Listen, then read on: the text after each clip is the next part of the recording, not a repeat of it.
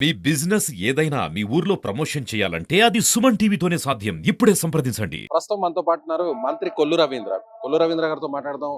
పార్టీలో సీనియర్ గా ఉన్నటువంటి కొల్లు రవీంద్ర ఏం చెప్తారో విందాం. సార్, ఇవాళ ఎన్టీఆర్ జయంతిని పురస్కరించుకొని రాష్ట్ర పండుగగా ప్రభుత్వం గుర్తించింది. సో వైసీపీ వచ్చినా కూడా దీని పండుగ గుర్తించే అవకాశం ఉందంట. డెఫినెట్‌గా ఎవరైనా చేయాల్సినటువంటి పరిస్థితే. ఎందుకంటే తెలుగువారి ఆత్మ గౌరవాన్ని ప్రపంచానికి చాటినటువంటి వ్యక్తి అన్న నందమూరి తారక రామారావు గారు. ఆనాడు తెలుగువారిని మద్రాసీలుగా పిలువబడుతున్నటువంటి పరిస్థితుల్లో ఢిల్లీలో నిర్ణయాలు తీసుకుంటే ఆంధ్ర రాష్ట్రంలో ఆ రోజు అమలైనటువంటి పరిస్థితి ఉంటే చంద్రబాబు ఏదైతే నందమూరి తారక రామారావు గారు ఫస్ట్ టైం తెలుగువాడి ఆహ్, యొక్క ధైర్యాన్ని, స్థైర్యాన్ని చూపించి తెలుగువారి గౌరవాన్ని నిలబెట్టినటువంటి వ్యక్తి. ఖచ్చితంగా ఆయనకి ఎందుకంటే ఆయన సినిమా రంగంలో ఉన్న ఆయన అనేక సందేశాత్మకమైన చిత్రాలు నటించారు. ప్రపంచాన్ని మెచ్చే చిత్రాల్లో నటించారు. అలాగే ఆయన రాజకీయాల్లోకి వచ్చిన తర్వాత కూడా చరిత్ర సృష్టించారు. 9 నెలల్లోనే పార్టీని అధికారంలో తీసుకురావడం. ఆ రోజున సంక్షేమ కార్యక్రమాలకి మొట్టమొదటి శ్రీకారం చుట్టినటువంటి వ్యక్తి కూడా ఆన నందమూరి తారక రామారావు గారే. వారి నాయకత్వంలో వారిని ఎవరైనా సరే సమర్థించాలని ఖచ్చితంగా నేను భావిస్తాను. లిక్కర్ స్కామ్ విషయంలో ఈడీ కూడా ఎంటర్ అయింది. కీలకంగా కూడా ఎవరైతే వైసీపీకి సంబంధించిన ప్రభుత్వ పెద్దలు ఉన్నారో వారి చుట్టూనే కేసు అంతా కూడా తిరుగుతుంది. ఈడీ రంగంలోకి దిగాక ఎలాంటి యాక్షన్ ఉండే అవకాశం ఉందంటారు ఒక మంత్రిగా మీరు? ఇది విచారణ జరుగుతుంది. దీని మీద మేము పెద్దగా మాట్లాడకూడదు. కానీ ఎవరు కూడా తప్పించుకోలేరు.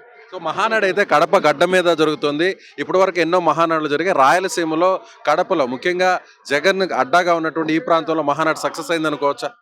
100% సక్సెస్ అయింది. ఇంక దాంట్లో ఇంకా ఆలోచనే ఉంది. ప్రకృతి కూడా ఇవాళ సహకరిస్తా ఉంది. మరి ఒకప్పుడు వేడిగా కడప రావాలంటేనే మంటలు మండే పరిస్థితి ఉంటే ఇవాళ చల్లటి వాతావరణంలో జరుగుతా ఉంటే పైనుంచి ఆ దేవతల ఆశీర్వాదం ఉంది. మా నాయకుడు అన్న నందమూరి తారక రామారావు ఆశీర్వాదాలు ఉన్నాయి. కడప ప్రజల ఆశీర్వాదాలు ఉన్నాయి. చివరిగా లోకేష్ గారిని వర్కింగ్ ప్రెసిడెంట్ చేయబోతున్నారు. ఇక లోకేష్ గారికి కీలకమైనటువంటి బాధ్యత పార్టీలో ఉండబోతుంది. ప్రభుత్వంలో చంద్రబాబు ఉంటే ఇక లోకేష్ గారు పార్టీకి సంబంధించిన పూర్తి బాధ్యతను ఆయన తీసుకోబోతున్నారు అంటారు.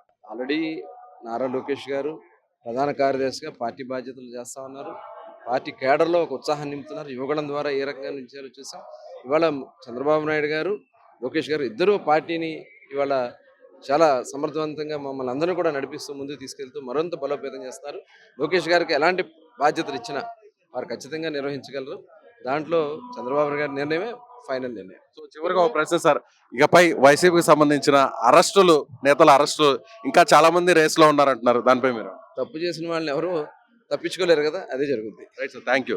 సో ఇది మంత్రి కొల్లు రవీంద్ర చెప్తున్నట్టుగా మహానాడు గ్రాండ్ సక్సెస్ అయింది కడపలో. ముఖ్యంగా ఏదైతే లిక్కర్ స్కామ్ కి సంబంధించి ఈడీ ఎంటర్ అయ్యడంతో ముఖ్యంగా కేసు కూడా చాలా స్ట్రిక్ట్ గా మారేటువంటి అవకాశం ఉంది. అదేవిధంగా కడపలో ఈ మహానాడు సక్సెస్ అయింది. ఇక తప్పు చేసిన వారు తప్పించుకొని తిరిగే అవకాశం అయితే మాత్రం తమ ప్రభుత్వం ఇవ్వదని ఆయన చెప్తున్నారు. కెమెరామెన్ మహేష్ తో విజయ్, సుమన్ టీవీ, మహానాడు కడప నుంచి.